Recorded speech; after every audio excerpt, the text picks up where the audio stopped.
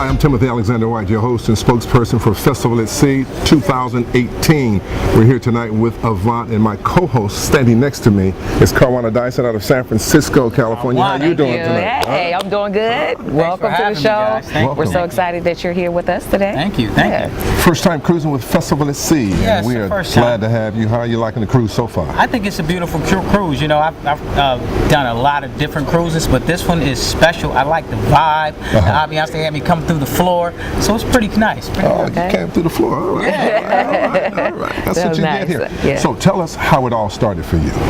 You know, I started off in like really 2000. No, it's like 95. I had a hit single in Chicago. I'm from Cleveland, Ohio. Okay. It's a long story, but I'm from Cleveland, Ohio. I flew to Chicago, got really good with the radio station there. Had a great hit record called "I Want to Know," but it wasn't a big enough hit.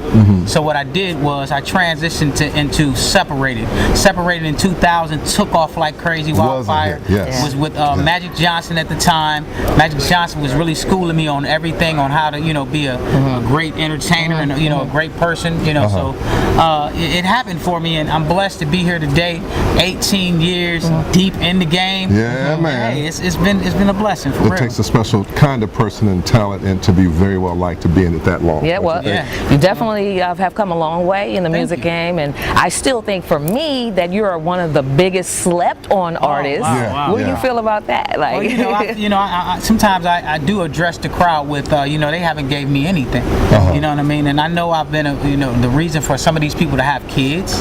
Yeah, some of these people to stay in their relationships. Some of these people to get out of their relationship. Right. So you know what? I feel like I had a little bit to do with this music industry. My first love. And, my first love. But when he says haven't gave him anything, he's speaking about Grammy Awards, they haven't gave me those kinds of things. That's what he meant. But I'm black, and they ain't gave me a BET award. Well, you definitely deserve it. But it's a blessing, just to be in the game. And I tell my crowd that you are my award. I get to, experience this every day with you. That's special to me. And I have a 15-year-old son and a 5-year-old daughter. Okay. So I'm teaching them how to be disciplined, even in any type of circumstance that you're in. Understand it. My father taught me that life don't owe you anything. You got to go out there and get it. You got to work hard for it, definitely. So then, over the years, there's been like a lot of greats. Michael Jackson was the greatest of this, and James Brown was the greatest of soul. So what do you want your legacy to be? Your footprint? What do you want to leave the world, the music industry with? They call me the voice of ghetto soul. Okay. That's receiving the award for the voice of ghetto soul.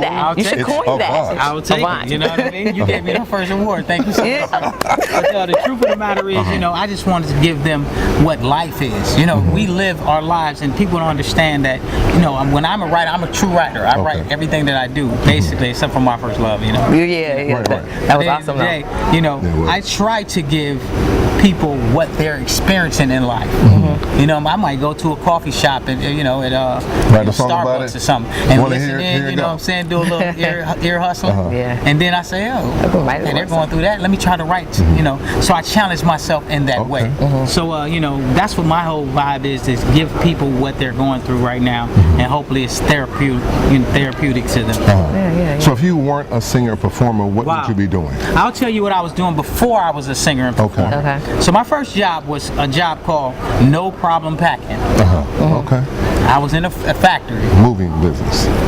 No, I was in a factory. So it was definitely a damn problem. You know what I mean? So and then my next job I had was Peterson's Nut Factory. So I was packing peanuts. Okay. So 2 of my jobs was garbage. Okay. So that's what made me know that I need to be in the industry, at least take a chance on myself. If I take a chance on myself, I can always come back to this. So that was my main focus, and here I am today. Okay. And speaking of the music industry, like you've been in the game for a long time, a while. So how have you seen, like, for you, the real deal, the music has evolved when it comes to R&B and soul? Evolved, I wouldn't say. Okay. But music has changed. Yes. You talk about the Smokey Robinsons of the world. And they probably thought about our music like, they're not really using live instruments in the studio like the way they were. Then you talk about the Charlie Wilsons, which is Uncle Charlie. I did a record right before he took off the second time. But that's the real music. You know what I mean? So what I try to do myself is I try to get some live instruments from the 60s and the 70s, and then the 80s as well, and try to combine all of that and make it what real music is to me. You know, so that's how I try to bring it across. What have been some of the your favorite venues that you performed at around the world? I mean, come on, you know, you got the Apollo Theater, you know, just the legacy of what the Apollo Theater is. And then, you know, spots like this here. It's a beautiful venue. Anyone, I mean, anywhere that they pack out the house and come see me perform, that's a great venue to me. Okay. Who's your influence? Who do you look at artists that perform? You know, my uncle, he passed away. He passed away with myeloma cancer. But he was my first influence in this music game, because I saw him and I had to wipe the sweat off in my mom's basement. I had to wipe the sweat off after they finished performing. So that was a beautiful thing. But also, my mom had me listen to people like Sam Cooke. Oh yeah, you know, right? Old school, true old you know about that. Great artist. I've been around for a minute. You know, that's the nature of it all. I try to give back to that. Okay. All right. I know you've worked with Snoop Dogg on some things. Yeah, man. Kiki White, of course. Yes. And who are some of the interesting people you worked with? You know, my man Puff Daddy, Keith Sweat, Ron Isley, Charlie Wilson. I've been blessed, man. I've been blessed to work with some greats, man. So do you remember a time in the studio where you, because I know you're a writer, like what song has had the most impact to you and why? It's all periods of time. You know, when I first did Separated, that came from me because I got my heart broke. Right. Okay. She cheated on me, and I was like, wow, you know. Instead of going and doing something silly, I sat down and I made it a poem. And my manager was like, yo, you have to release that as a song, bro.